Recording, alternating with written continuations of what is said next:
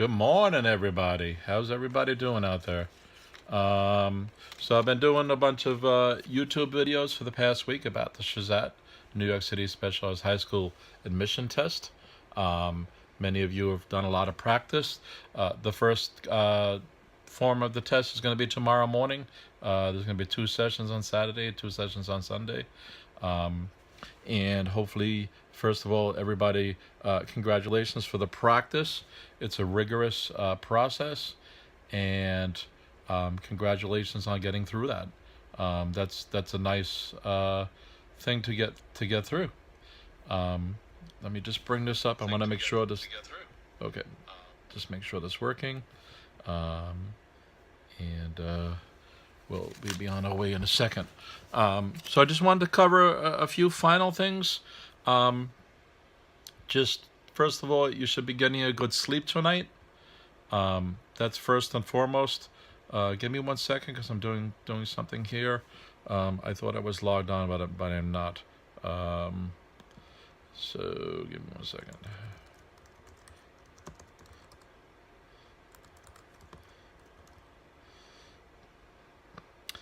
You know what? I'm just going to cancel this and restart it. Nah, let me go. So I noticed in tutoring a lot of my students, and this happens every year, that becomes kind of too exciting and too much pressure and too much anxiety at the end of this. Some of the students have been practicing for a few months. Some are only practicing for a week and trying to catch up. And some have been in the middle where it's been a tedious, long, slow process. In any event, a few things I put it down there. First of all, make sure you eat properly tonight. Eat a good breakfast in the morning. Make sure you have your signed ticket. And don't go to bed early and don't go to bed late.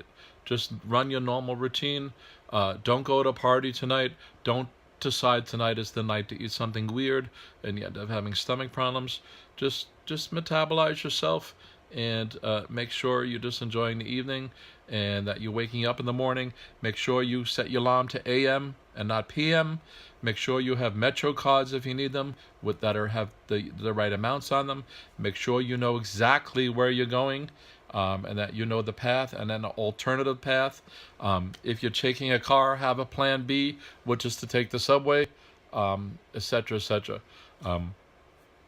In some of the testing locations, there'll be a lot of students lining up, especially if you're in the afternoon session, because there's going to be the students being dismissed at the same time.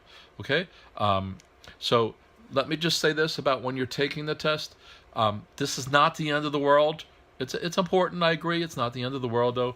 So you want to take this serious, but also take it in stride as well.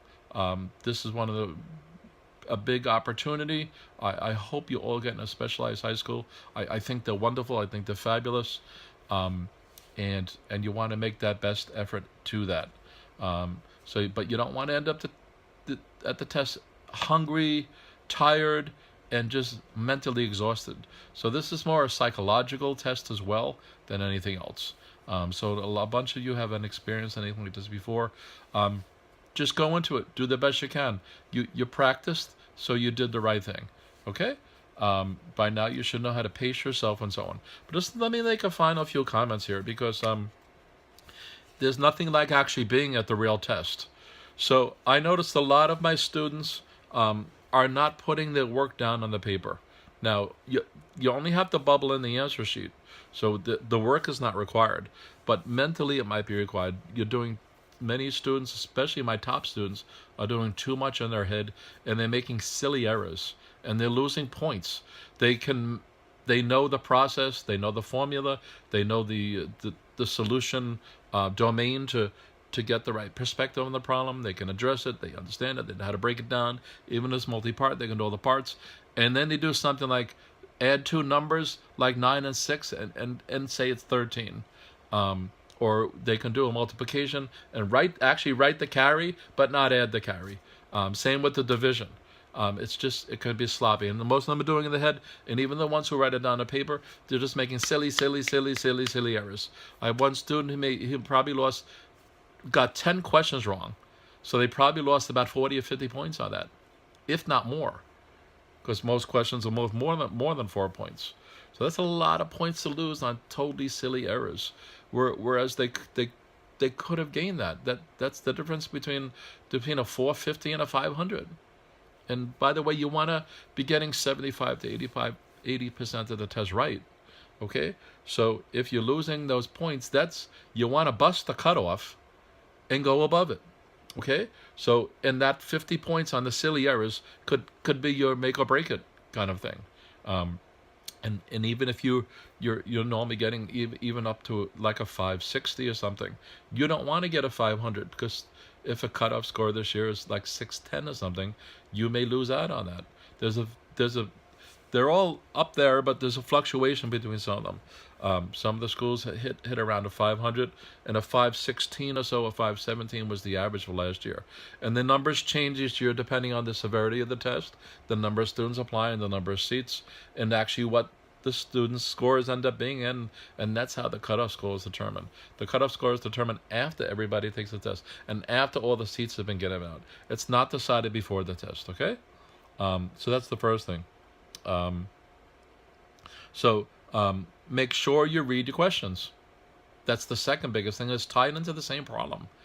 Students are just zooming through because you're trying to get to do a question every 1 or 2 minutes, and they're just zooming through, and they're not reading the directions. They're not reading the passage. They're not reading the question. They're not reading the answers. And they're missing really important words sometimes. Sometimes it's bold-faced. The word like best is bold-faced. But even when it's not, make sure you're still processing that. There's implicit things there. If it says what's the answer, you're still looking for the best answer. If it's something relating to, so you're often looking for precision. You're often looking for conciseness. You're also looking for this concept of bestness. Okay. Also, on the same note, since it's chilly out this week, make sure that you're not at the test freezing. Make sure you're wearing the right. If you're wearing shorts, wear pants. If you're just wearing skimpy socks, get better socks. Even go there with a hat and gloves if you need to. Instead of a hoodie, maybe you should be bringing your winter jacket. On the flip side, if you end up getting too hot, you want to be in layers. Actually, right now, I have 2 flannel shirts on and a t-shirt. I can take one off, and vice versa. So you may want to wear a double hoodie or a multi-layered thing where once you get to the test, you can put things on and off. Okay? So that you're comfortable and you're not either too hot or too cold, which means you're uncomfortable, or you can go back and forth on that. Bathroom breaks. If it's at all possible, try to go to the bathroom, obviously before you leave home, but the first thing when you get to the testing location. Okay? Because during the test, you really don't want to go to the bathroom twice. If you go at all, you want to go at most once. And if you go once, you don't want to spend 15 minutes. You don't want to spend 10 minutes. You just want to get there and back. Okay? And be careful. You don't want to have an accident or whatever. Because on the flip side is not going to the bathroom and having to go to the bathroom. And I know this is a taboo-ish topic, but if you have to go to the bathroom and you're worried about the test and not going to the bathroom, that's going to start messing up your head. So the simplest solution might be to make the bathroom attempt, and then you can come back and relax, because your mindset is just as important as all this. You know, the subject material, the math, the subject material, the English, and then there's a whole bunch of other stuff. There's test-taking strategies. There's how to guess the right answer. There's pacing yourself, and there's the whole mentality of this. It's a psychological test as much as anything else. Okay, and I don't mean a psychological in the sense it's an IQ test, even though part of it is indirectly testing those capabilities and skills of people. But I just mean it's a mind game. It's a Jedi mind game. Okay, so there's that. So I want to keep this brief. I have another point here, and I can't even read my handwriting. It was not reading the questions. And that's pretty much it. So again, you're going to bring your signed ticket. You're going to have decided your specialized schools list in order and priority, and you're going to bring pencils, Don't just bring 1 or 2 pencils, bring a few. Number 2, the Scantron machine won't work otherwise. You're going to bring an eraser, a nice eraser that will clean well. Sometimes those white erasers are some of the best cleaning erasers. And as well, when you erase the bubble sheet, don't go nuts on the bubble sheet so that you rip it or do something like that. You're going to keep your bubble sheet clean rather. You're not going to keep it dirty. And at the end, you may just want to go over it and select places to make sure it is clean. Make sure your name is coded into the sheet right. Make sure your ID number is right. Make sure you bring your ID itself. Okay? And then just go through the process. And be alert when you finally get to the room you're supposed to be, and the proctor starts distributing the tests and says it's time to start, and all this other stuff. There's going to be a whole period up front. I did some videos about this earlier in the week. Look for Greg's Tutoring NYC, and you'll find some of those. Click on my name on this video, and you'll see some of the others, which kind of is just general logistics and administrative stuff relating to the SHSAT. Okay? So you're going to have an eraser, your pencils, no calculator. They're going to collect your phones and bags and all this other stuff. In the beginning, they're either going to put it in the front of the room, and they're going to put it outside. If you bring a snack, it's water, and I would bring probably a reasonable protein bar that you can eat just before the test, so that you can get a little boost of energy, and just after the test. Again, eat a good breakfast, have some fruits and cereal maybe, that'll metabolize you. Don't just dive into Frosted Flakes, because what's going to happen is halfway through the test, you're going to crash. You're absolutely going to crash. It's going to be worse than not having breakfast at all. And don't eat something dead like a bagel. Just a white flour with bagel is just dead calories. You may feel full, but it's not going to help you nutritiously. You want to have minerals and vitamins and all this stuff pumped into you, which ties back to tonight. So again, you're not going to go to bed early. You're not going to go to bed late, because you don't want to wake up in the middle of the night wondering what's going on here. I would also double set an alarm. 2 people should set an alarm to make sure that you're out and off on the right way. As far as I know, it's not supposed to rain tomorrow or Saturday. I could be wrong. And it's going to be brisk out in the morning. I think it's hitting 60 today, so that it might be a nice day, and it'll warm up slightly again for the morning. And again, depending on what school you end up at, it'll be there. If anything's wrong, make sure you have your ticket. Today's the last day to get your ticket. I know at least one of my students is getting it from the guidance counselor.